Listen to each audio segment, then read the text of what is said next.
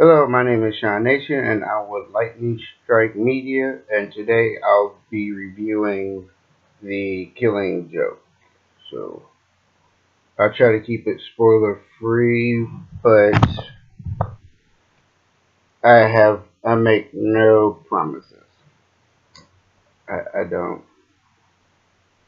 There, again, the reason why I say I make no promises is because there's one particular scene in the movie that I don't think people did catch, but for the hardcore DC fans, I'm not a hardcore DC fan. I'm just gonna put it out there. I am a Marvel fan, not a fanboy. A fan. Difference, big difference between fanboy and fan, but we can get into that rant later. So, just gonna put it out there. Yeah, I'm just putting that one out there. I enjoyed the movie. I'm not gonna say I didn't like it or I hated it. The R rating. Um, I didn't. The only R rated scene that they actually did have was the sex scene. They kept that one short, and then what they did, I was like, "This, how that's funny," because in Batman, y'all remember this, in Batman Phantom of the Mask, Batman had sex, and that lasted a little bit longer, and then it cut short. You know, like it's cut to commercials.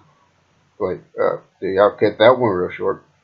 But in the original, then Batman Phantom of the Mask is a little bit longer. So I found that one funny. The blood, I could oh, I got blood. And under the red hood, well, there was blood. So what was so? And that one again, that was PG-13. So yeah. Uh, Speaking of under the red hood, there. Here's why I'm actually now talking about under the red hood. Okay, there's one scene where Batman gets a hold of the Joker's card and he puts it on his computer so he can scan it, and it shows up many images. But if you caught it, it shows death in the family. The famous image of Jason Todd, which who would become Red Hood, dead. Okay, it would show it, and then I had to pause the movie, and then I called a bunch of friends, ones who actually know way more about Batman than I do. I know a little bit about him. I don't know that much about the lore. I just know that there are certain things about him that make him Batman, and some enemies, and then some that are forgotten enemies. So I called up a bunch of friends, and then one friend, I will I don't know if she wants me to give her name out or anything, so I'm just gonna keep her anonymous. But I do thank her for this because we had a discussion about this, and we came to the conclusion that Under the Red Hood takes place after it does takes place after, but it would be considered in the continuity within the movie due to the fact that it shows it, and the reason why I asked her, or I asked everybody, was because the way Batman was acting around Barbara, way Batman was acting around Barbara, the fact that Nightwing wasn't around, Jason Todd wasn't around, like it sent up some red flags. I was like, I want to ask, even though I read the graphic novel, like before I watched the movie, I read the graphic novel. It's like I do that. That's my thing. Before I even go see a movie or a week before, I study. I do. I did that for Civil War, and I did it for this one. So that's just how I work. But even in the graphic novel, spoiler alert: Dick Grayson and Dick Grayson, Jason Todd, Tim Drake, none of them are in there. They don't even mention them. So I was like, okay. So I don't know if this takes place within it or however that would be, but still. Another thing I know a whole lot of DC fans really were tripping off of was the whole sex scene. And all I can say was it's kind of unexpected. There was no real, though. In context, all it was just pent up anger, and Batman wasn't even into it, which was amazing because this is all Batman had.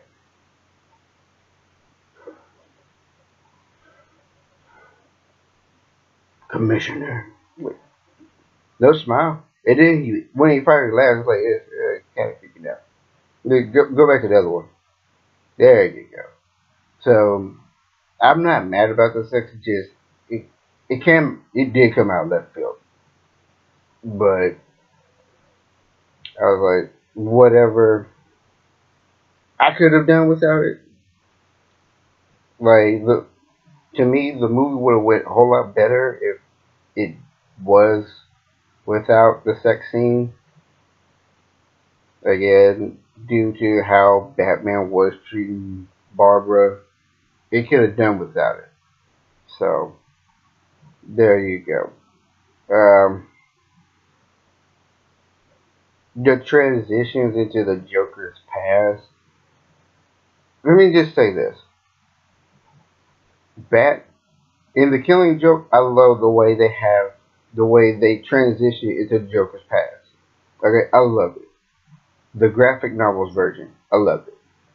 Hands down, my favorite part of about the graphic novel itself is the transition to and from the Joker. Now, in the movie, it's dead even. Like you got two that does work and then two that doesn't work.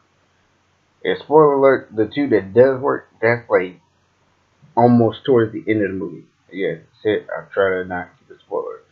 But all in all, um, the fact that Bruce Timm came back to animate this, great job. I love his stuff.